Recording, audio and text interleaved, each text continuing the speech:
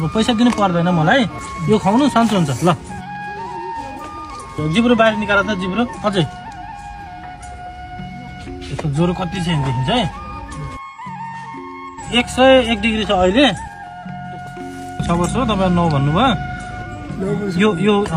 यो बिर्कोको भोरी यसरी हल्लाउने खानुभन्दा अगाडि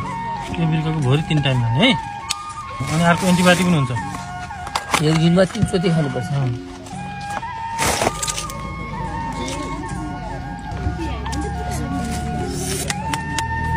रोगबाट बचाउने काम गर्छ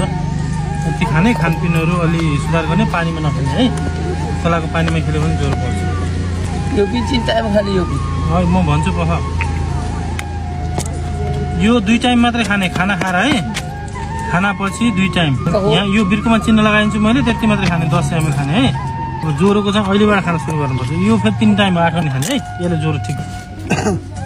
बाबु खा त पानी चाहिन्न मजाले मिठो हुन्छ यो चाहिँ मेरो आफ्नै प्राइभेट मेडिकल छ यसलाई औषधि पैसा हाल्न किन्न पर्छ तर मैले राउटे दाजुभाइसँग पैसा छैन यिनीहरूसँग केही छैन चाडबाडको बेला दुःख पऱ्यो होला भनेर मैले निःशुल्क दिएको तर मैले पैसा हालेर किनेर ल्याएको है मैले सहयोग गर्नु पैसा दिनु पर्दैन मलाई मैले हजुरहरूलाई सहयोग गरेँ यो बाबुले अस्तिदेखि ज्वरो आएको भन्ने सुनिरहेको थिएँ उहाँ आऊ भनेको उनीहरू आउनु पनि सकेनन् म यहाँ आएर यो दबाई ल्याइदिएको है